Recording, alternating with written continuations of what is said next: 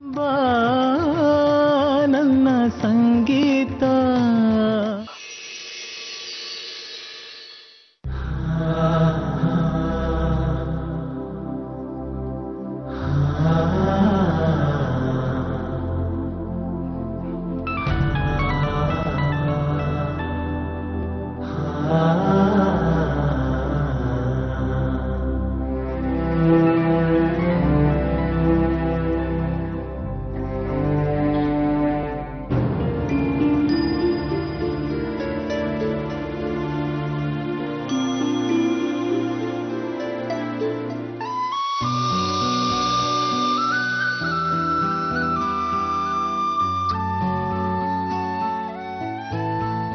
ಸಂಗೀತ, ನೀನು ಪಡೆಯೋದಕ್ಕೆ ನಾನು ತುಂಬ ಅದೃಷ್ಟ ಮಾಡಿದ್ದೆ.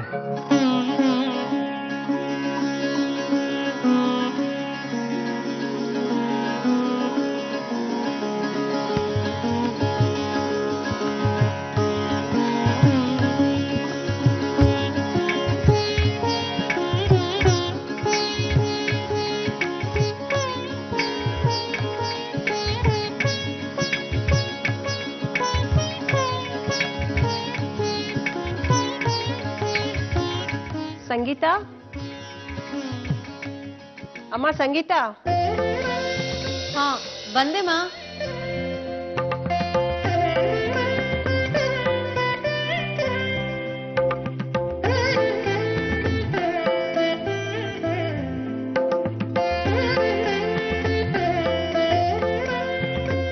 ಏನಮ್ಮ?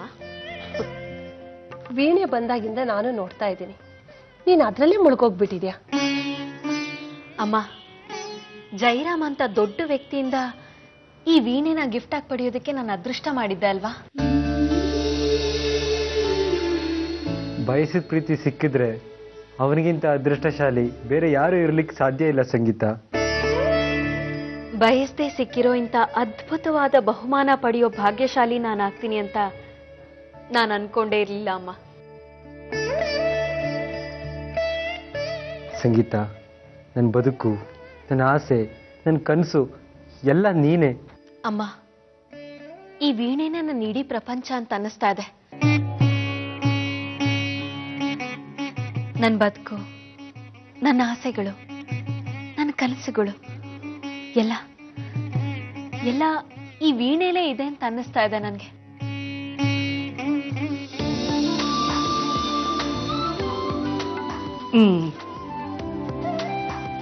ರಘು, ರಘು, ಏನೋ ಇದು? ಸಂಗೀತ ಫೋಟೋನ ಹೀಗೆ ನೋಡ್ತಾ ಕೂತಿದೆಯಲ್ಲ. ಅಲ್ಲ ಕಣೋ, ಬೆಳಿಗ್ಗೆಯಿಂದ ತಿಂಡಿ ತಿಂದಿಲ್ಲ, ಊಟ ಮಾಡಿಲ್ಲ. ಪೆದ್ದ ನೀನು. ಈ ವೀಣೆ ನುಡಿಸ್ತಾ ಇದ್ರೆ ನನಗೆ ಊಟ ತಿಂಡಿ ಎಲ್ಲ ಏನು ಬೇಡವೇ ಬೇಡ ಅನ್ಸುತ್ತೆ. ಅದರಲ್ಲೇ ಮೈ ಮರ್ತು ಬಿಡ್ತೀನಿ ಅಮ್ಮ. ಬೇರೆ ಯಾವ ನೆನಪು ಬರೋದಿಲ್ಲ. ಸಂಗೀತ ನೆನಪು ಇವತ್ತು ನಂಗೆ ತುಂಬಾನೇ ಕಾಡ್ತಾ ಇದೆ ಅಮ್ಮ. ನಾನು ಅವಳ ಹತ್ರ ಮಾತಾಡಬೇಕು, ಅವಳನ್ನ ನೋಡಬೇಕು ಅಂತ ತುಂಬಾನೇ ಅನಿಸ್ತಾ ಇದೆ ಅಮ್ಮ. ನಾನು ಅವಳನ್ನ ಸಿಕ್ಕಾಪಟ್ಟೆ ಹಚ್ಕೊಬಿಟ್ಟಿದ್ದೀನಿ ಅಮ್ಮ. ಈ ವೀಣೆನ ನೀನು ತುಂಬ ಹಚ್ಕೊಂಡಿದೀಯ ಅಂತ ನನಗೆ ಗೊತ್ತಮ್ಮ.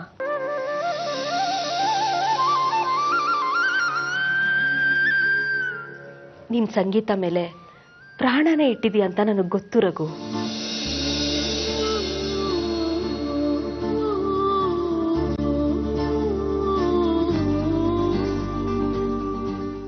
ಅಮ್ಮ, ಈ ವೀಣೆ ಬಂದಾಗ್ಲಿಂದ ನನಗೆ ಗೊತ್ತಿಲ್ಲದ ಹಾಗೆ ನನ್ನಲ್ಲಿ ತುಂಬಾ ಬದಲಾವಣೆಗಳಾಗಿದೆ ಅಮ್ಮ.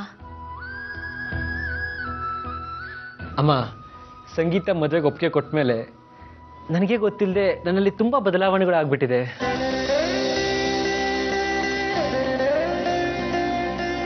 ಸಂಗೀತ ಅಂದ್ರೆ ನಿನಗೆ ಪ್ರಾಣ. ಅಂಥ ಸಂಗೀತ ಸ್ಪರ್ಧೆಯಲ್ಲಿ ಗೆದ್ದ ಬಹುಮಾನ ಇದು. ನಾವೆಷ್ಟೇ ದುಡ್ಡು ಕೊಟ್ಟು ಒಂದು ವೀಣೆ ತಂದು ಕೊಟ್ಟಿದ್ರು ಈ ಸಂತೋಷ ನಿಂಗೆ ಸಿಗ್ತಾ ಇರಲಿಲ್ಲ. ಸಂಗೀತ ಸ್ಪರ್ಧೆಯಲ್ಲಿ ನಮ್ಮ ಸಂಗೀತ ಎಲ್ಲರ ಮನಸ್ಸನ್ನು ಗೆದ್ಬಿಟ್ಲು ಅಮ್ಮ. ಅಮ್ಮ,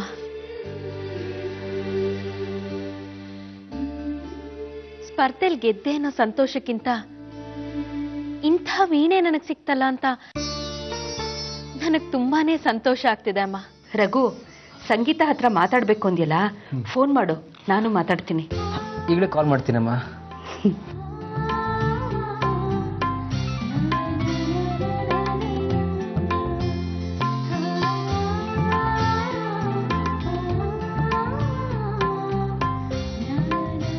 ಅವಳು ಫೋನೇ ರಿಸೀವ್ ಮಾಡ್ತಾ ಇಲ್ಲಮ್ಮ. ಅವಳು ಬ್ಯುಸಿ ಇದ್ದಾಳೆ ಅಂತ ಕಾಣತ್ತೋ. ಮಿಸ್ ಕಾಲ್ ನೋಡಿ ಆಮೇಲೆ ಮಾಡ್ತಾಳೆ ಬಿಡು. ಬೇಜಾರು ಮಾಡ್ಕೋಬಿಡ. ಊಟ ಮಾಡು ಬಾ.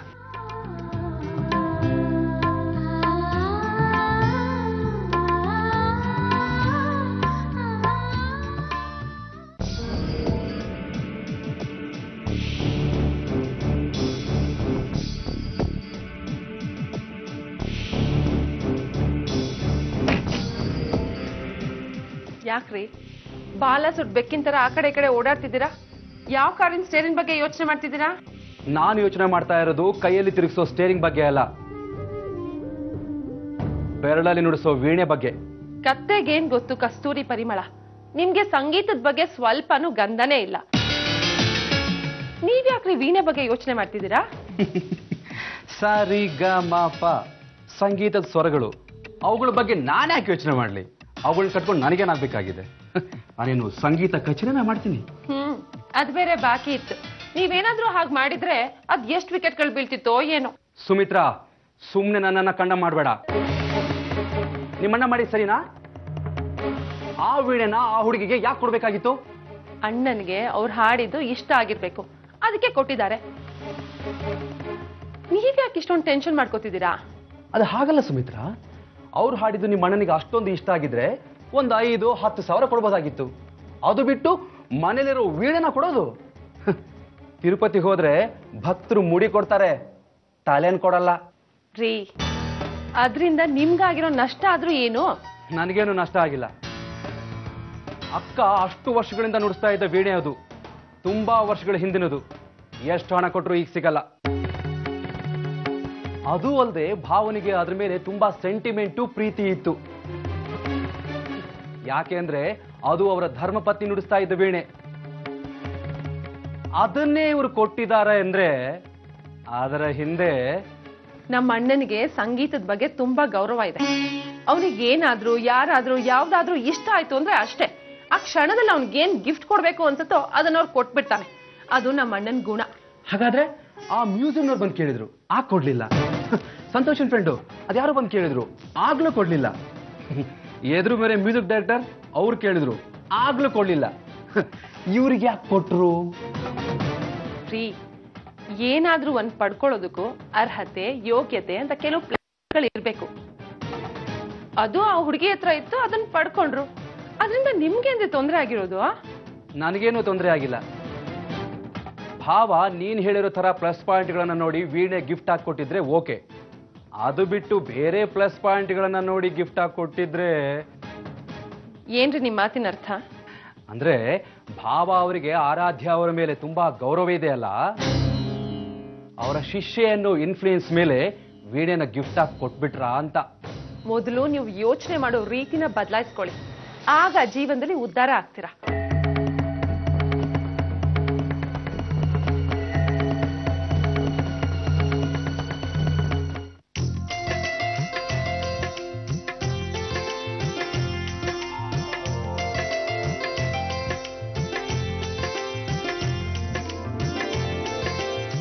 ಜಯರಾಮ, ಏನೋ ಇದು? ಯಾವಾಗ ನೋಡಿದ್ರು ಲ್ಯಾಪ್ಟಾಪು, ಫೈಲು, ಆಫೀಸ್ ಕೆಲಸ ಅಂತ ಬ್ಯುಸಿಯಾಗಿ ಇರ್ತೀಯ. ಇನ್ನೇನ್ ಮಾಡ್ಬೇಕಿತ್ತು? ಸ್ವಲ್ಪ ಹೊತ್ತು ಟಿವಿ ನೋಡ್ಬೇಕು, ಹತ್ರದವರಿಗೆ ಫೋನ್ ಮಾಡಿ ಮಾತಾಡ್ಬೇಕು. ಆಗ್ಲೇ ಮನ್ಸಿಗೆ ಸ್ವಲ್ಪ ವಿಶ್ರಾಂತಿ ಸಿಗೋದು. ನೇರವಾಗಿ ವಿಷಯಕ್ಕೆ ಬಾ. ಈಗ ನಾನು ಯಾರಿಗೆ ಫೋನ್ ಮಾಡಬೇಕು? ಸಂಗೀತಕ್ಕೆ ಫೋನ್ ಮಾಡು, ಮಾತಾಡೋಣ. ಮಾತಾಡೋಣ ಅಲ್ಲ, ಮಾತಾಡ್ತೀನಿ ಅಂತ ಹೇಳು. ನೀನ್ ಮಾತಾಡಿದ್ರೆ ಏನ್ ತಪ್ಪು? ಈ ವಿಷಯದಲ್ಲಿ ನೀನ್ ಯಾಕೆ ನನಗೆ ಇಷ್ಟೊಂದು ಕಾಟ ಕೊಡ್ತಾ ಇದೀಯ ಅಂತ. ಅವ್ರ ಹತ್ರ ನಾನು ಮಾತಾಡೋದು ಏನಿದೆ? ಅಯ್ಯೋ, ಮುಂದೆ ಸಂಬಂಧ ಬೆಳೆಸೋಕೆ ಎಷ್ಟೆಲ್ಲ ವಿಷಯಗಳಿವೆ ಗೊತ್ತಾ? ಅಮ್ಮ, ಏನಾಗಿದೆ ನಿನಗೆ? ನನ್ನ ಹತ್ರ ಮಾತಾಡ್ದಾಗೆ ದಯವಿಟ್ಟು ಅವ್ರ ಹತ್ರನೂ ಮಾತಾಡಬೇಡ, ತಪ್ಪು ತಿಳ್ಕೊತಾರೆ. ಆಮೇಲೆ ನಿನ್ ಫೋನೇ ರಿಸೀವ್ ಮಾಡಲ್ಲ ಅವರಷ್ಟೇ. ಯಾಕೋ, ನಿನ್ನಮ್ಮ ಅಷ್ಟು ದಡ್ಡಿ ಅಂತ ಅಂದ್ಕೊಂಡಿದ್ಯಾ? ಸಂಗೀತಾಳೆ ನನ್ನ ಹತ್ರ ಬಂದು, ಅಮ್ಮ ನಿಮ್ಮ ಮಗನ್ ನಾನು ಮದುವೆ ಆಗ್ತೀನಿ ಅನ್ಬೇಕು. ಹಾಗೆ ಮಾಡ್ತೀನಿ. ಇಷ್ಟು ಹೇಳಿದ ಮೇಲೂ ನನ್ನ ಮಾತು ಕೇಳಲ್ಲ ಅಂದ್ರೆ ನಾನು ಇನ್ನೇನು ಹೇಳಿ ಹೇಳು. ನೀನು ಮಾಡಬೇಡ, ಸಂಗೀತಕ್ಕೆ ಫೋನ್ ಮಾಡಿಕೊಡು. ತಗೋ ಅಮ್ಮ ಪ್ಲೀಸ್ ತಗೋ ಮಾಡು. ನೀ ನನ್ನನ್ನು ಬಿಡೋ ಹಾಗೆ ಕಾಣಲ್ಲ.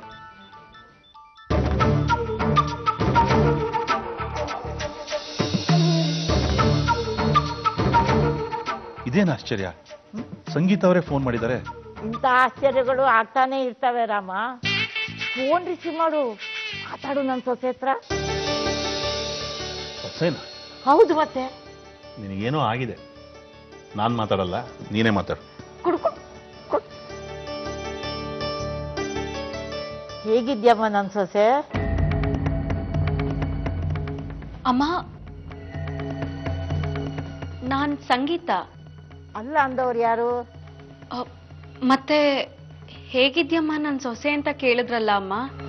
ಹೌದು, ಅದ್ರಲ್ಲಿ ಏನ್ ತಪ್ಪು? ನನ್ನ ಸೊಸೆ ಕಂಠ ತರನೇ ನಿನ್ ಕಂಠನೂ ಇದೆ,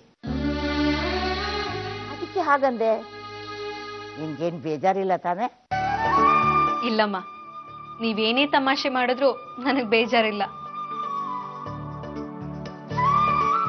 ಸಂಗೀತ, ನಿಂಗೆ 100 ವರ್ಷ ಆಯುಸ್ಸು.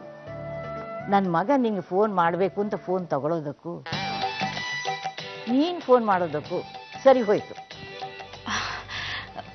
ಆಕ್ಚುಲಿ ಅಮ್ಮ, ನಾನು ಕೂಡ ಅವ್ರ ಜೊತೆ ಮಾತಾಡ್ಬೇಕಿತ್ತು. ಏನು? ನೀನು ಜಯರಾಮ್ ಜೊತೆ ಮಾತಾಡ್ಬೇಕಿತ್ತಾ? ಹೌದಮ್ಮ. ಸಂತೋಷದ ವಿಷಯನೇ ಅಲ್ವಾ? ಹೌದಮ್ಮ. ನನಗಾದ ಸಂತೋಷಕ್ಕೆ ನಾನು ಅವ್ರಿಗೆ ಥ್ಯಾಂಕ್ಸ್ ಹೇಳ್ಬೇಕಿತ್ತು. ಅಷ್ಟೇನಾ? ಅಷ್ಟೇನಾ ಅಂದ್ರೆ? ಅಷ್ಟೇನಾ ಅಂದ್ರೆ ನಿನಗೆ ಅಷ್ಟೊಂದು ಸಂತೋಷ ಆಗಿರುವಾಗ ಥ್ಯಾಂಕ್ಸ್ ಅಂತ ಹೇಳಿದ್ರೆ ಹೇಗೆ? ನನ್ನ ಮಗನ ಮನೆ ಕರೆದು ಸಿಹಿ ಊಟ ಹಾಕೋದು ಬೇಡವಾ? ಅದಕ್ಕಿಂತ ಸಂತೋಷ ಬೇರೆ ಏನಿದೆ ಅಮ್ಮ. ಇವತ್ತೇ, ಈಗಲೇ ಬನ್ನಿ. ನೀವು ಬರೋಷ್ಟರಲ್ಲಿ ನಾನು ಸಿಹಿ ಅಡ್ಗೆ ರೆಡಿ ಮಾಡ್ಬಿಡ್ತೀನಿ. ನಿನ್ ಕೈ ರುಚಿ ನೋಡೋ ಚಾನ್ಸ್ ನಾನ್ ಬಿಡ್ತೀನಾ? ಕರ್ಕೊಂಡ್ ಬರೋಕೆ ನೀನೇ ನನ್ನ ಮಗನಿಗೆ ಹೇಳು. ಸರ್ ಫೋನ್ ಕೊಡಿಮ್ಮ, ಈಗಲೇ ಹೇಳ್ತೀನಿ. ಮಾತಾಡ್ತೀಯಾ? ಇಲ್ಲೇ ಇದ್ದಾನೆ, ಕೊಡ್ತೀನಿ. ತಗೋ ತಗೋ.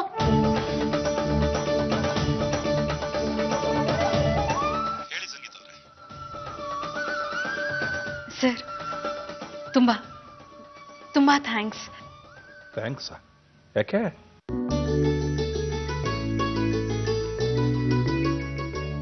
ಈ ವೀಣೆನ ನನಗೆ ಕೊಟ್ಟಿದ್ದಕ್ಕೆ.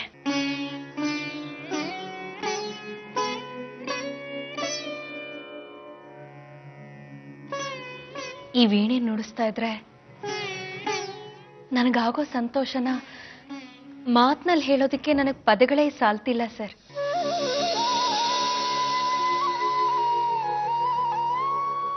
ಆ ಅನುಭವ ನನ್ನ ಮನ್ಸಿಗೆ ಒಂದ್ ರೀತಿ ಹಿತ ಕೊಡುತ್ತೆ. ನನಗೆ ತುಂಬಾ ಹತ್ರವಾದವರು ನನ್ನ ಜೊತೆಲಿ ಕೂತ್ಕೊಂಡು ಮಾತಾಡ್ತಿದ್ದಾರೇನೋ ಅಂತ ಅನ್ಸುತ್ತೆ. ಒಂದು ಪುಟ್ಟ ಮಗುನ ಎತ್ಕೊಂಡಿರೋ ಅನುಭವ ಆಗುತ್ತೆ ಸರ್.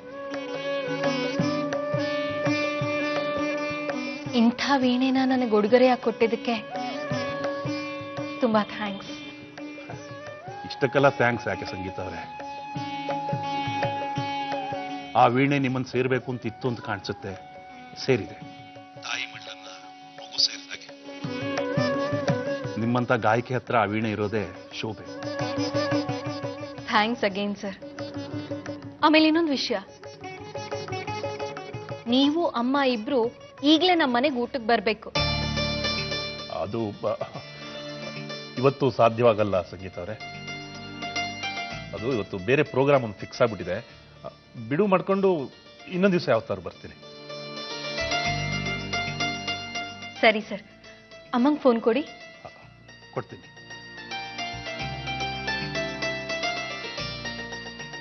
ಹೇಳಮ್ಮ ಸಂಗೀತ. ಅಮ್ಮ, ಸರ್ ಇವತ್ತು ಬ್ಯುಸಿ ಇದಾರಂತೆ, ಇನ್ನೊಂದು ದಿವಸ ಬರ್ತೀನಿ ಅಂತ ಹೇಳಿದ್ದಾರೆ. ನೀವು ತಪ್ಪದೆ ಊಟಕ್ಕೆ ಬರಬೇಕು. ಮಿಸ್ ಮಾಡದೆ ಬರ್ತೀವಿ ಸಂಗೀತ. ಆಮೇಲೆ ನನ್ನ ಮಗನ ಸರ್ ಅಂತ ಕರಿಬೇಡ.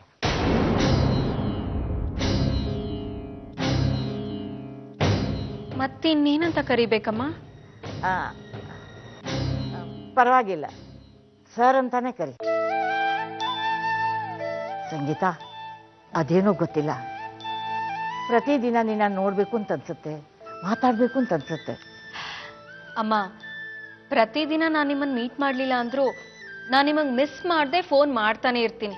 ಹಾಗೆ ಮಾಡು, ಅಷ್ಟಾದ್ರೂ ನನ್ನ ಮನಸ್ಸಿಗೆ ಸಮಾಧಾನ ಸಿಗುತ್ತೆ. ಸರಿ ಅಮ್ಮ, ಬಾಯ್. ಬಾಯ್.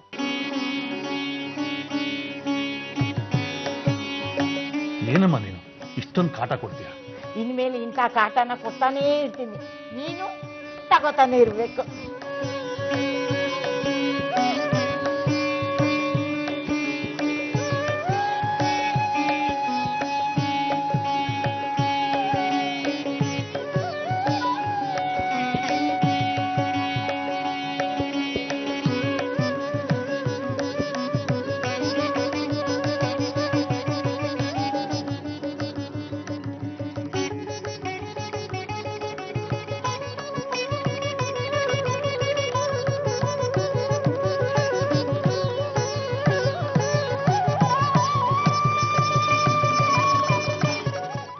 ಸಿತಾರಾ, ಪ್ಲೀಸ್ ಸಿತಾರಾ, ನಾನು ಹೇಳೋದನ್ನ ಕೇಳು. ಸಂತೋಷ್ ಬಿಡ. ಸಿತಾರಾ, ನಾನು ಹೇಳೋದನ್ನ ಕೇಳು. ಮಾತಾಡ್ಬೇಡ ನನ್ನ ಜೊತೆ ನೀನು. ನನ್ನ ಪರಿಸ್ಥಿತಿ ಅರ್ಥ ಮಾಡ್ಕೋ ಸಿತಾರಾ. ಏನಾಯ್ತು ಗೊತ್ತಾ? ನಂಗೆ ಯಾವ ರೀಸನ್ ಬೇಕಾಗಿಲ್ಲ. ಕೇಳು ಸಿತಾರಾ, ನೆನ್ನೆ ನಡೆದ ಘಟನೆ ನಿನ್ಗೆ ಗೊತ್ತಾದ್ರೆ ಗೋಳೋ ಅಂತ ಹತ್ತು ಬಿಡ್ತೀಯ. ಈ ಡೈಲಾಗ್ ಎಲ್ಲ ಬೇಡ, ನೀನ್ ನನ್ನ ಜೊತೆ ಮಾತಾಡ್ಬೇಡ ಅಷ್ಟೇ. ಒಂದ್ ನಿಮಿಷ ಮಾತಾಡಕ್ ಅವಕಾಶ ಮಾಡ್ಕೊಡು, ನಿನ್ ಕೈ ಮುಗಿತೀನಿ. ಸರಿ, ಅದೇನ್ ಹೇಳು. ನೀನ್ ಲಿಫ್ಟ್ ಅಲ್ಲಿ ಹೋದ್ಯಾ? ನಾ ಮೆಟ್ಲತ್ಕೊಂಡ್ ಬರ್ತಾ ಇದ್ದೆ, ಅಷ್ಟರೊಳಗೆ ನನ್ನ ಫ್ರೆಂಡ್ ಇಂದ ಫೋನ್ ಬಂತು. ಅವ್ರ ಅಜ್ಜಿಗೆ ತುಂಬಾ ಸೀರಿಯಸ್ ಆಗಿದೆ, ಬ್ಲಡ್ ಬೇಕು ಅಂತ. ಅದಕ್ಕೋಸ್ಕರ ನಾನು ಹೋಗ್ಬಿಟ್ಟು ಬ್ಲಡ್ ಕೊಟ್ಬಿಟ್ಟು ಬಂದ್ಬಿಟ್ಟೆ. ಒಂದು ಜೀವ ಉಳಿಸ್ದೆ. ಅದು ತಪ್ಪಾ? ಹೌದಾ? ಈ ಮುಖ ಹಾಕೊಂಡು ಹೇಗ್ ಬರ್ಲಿ ಹೇಳು? ಸರಿ, ಹೋಗ್ಲಿ ಬಿಡು. ಆ ಪ್ರೋಗ್ರಾಮ್ ಅಲ್ಲಿ ನಮ್ಮ ಅಕ್ಕ ಎಷ್ಟು ಚೆನ್ನಾಗಿ ಹಾಡಿದ್ದು ಗೊತ್ತೇನೋ? ನಮ್ಮ ಅಕ್ಕನೇ ವಿನ್ ಆಗಿದ್ದು. ಅವಳಿಗೆ ಯಾರು ಸನ್ಮಾನ ಮಾಡಿದ್ರು ಗೊತ್ತಾ? ಹೆಸರು ಕೇಳಿದ್ರೇನೆ ಸುಸ್ತಾಗೋಗ್ತೀಯ ನೀನು. ನಾನೀಗ ಸತ್ಯ ಹೇಳಿದ್ರೆ ನೀನ್ ಸುಸ್ತಾಗೋಗ್ತೀಯ ಅಷ್ಟೇ. ಏ ಸಂತೋಷ್, ಏನ್ ಯೋಚನೆ ಮಾಡ್ತಿದ್ಯಾ? ಯಾರು ಅಂತ ಕೇಳು. ಯಾರು Sitara? The great industrialist Jairam ಅವರು. ನೀನ್ ಅವ್ರ ಹೆಸರು ಕೇಳಿರಲ್ಲ ಬಿಡು. ಅದು ಕರೆಕ್ಟು. 6,000 ರೂಪಾಯಿ ಸಂಬಳ ತಗೊಳೋನ್ಗೆ 60 ಕೋಟಿ ರೂಪಾಯಿ ಆಸ್ತಿ ಇರೋರ್ ಹೆಸರು ಹೇಗ್ ತಾನೇ ಗೊತ್ತಿರಕ್ ಸಾಧ್ಯ? ಕರೆಕ್ಟ್ ಬಿಡು. ಅಟ್ಲೀಸ್ಟ್ ನೀನ್ ಅಲ್ಲಿಗೆ ಬಂದಿದ್ರೆ ಅವ್ರನ್ನ ಪರಿಚಯ ಮಾಡಿಸಿ ನಿನ್ಗೊಂದ್ ಒಳ್ಳೆ ಕೆಲಸ ಕೊಡೋದಕ್ಕೆ ಹೇಳ್ಬೋದಾಗಿತ್ತು. ಕೆಲ್ಸನಾ? ಹೌದು, ಅವ್ರು ಮನ್ಸ್ ಮಾಡಿದ್ರೆ ಎಂತ ಕೆಲಸ ಬೇಕಾದ್ರೂ ಕೊಡ್ತಾರೆ. ಕೊಡ್ತಾರೆ. ನನ್ ಬಗ್ಗೆ ಗೊತ್ತಾದ್ರೆ ಖಂಡಿತ ಕೊಡ್ತಾರೆ. ಅದ್ರಲ್ಲಿ ನಿಮ್ಮಕ್ಕ ವಿನ್ ಆದ್ರಲ್ವಾ, ಪಾರ್ಟಿ ಗಿಲ್ಟಿ ಏನ್ ಕೊಡೋದಿಲ್ವಾ? ಕೊಡ್ತೀನಿ ಬಾರೋ, ಬಾ ಈಗ್ಲೇ ಹೋಗೋಣ. ಸಿತಾರಾ, ಹಾಗೆ ಪೆಟ್ರೋಲ್ ಹಾಕ್ಸ್ಬಿಡೆ. ಕಂಜೂಸ್ ನೀನು, ಬಾ.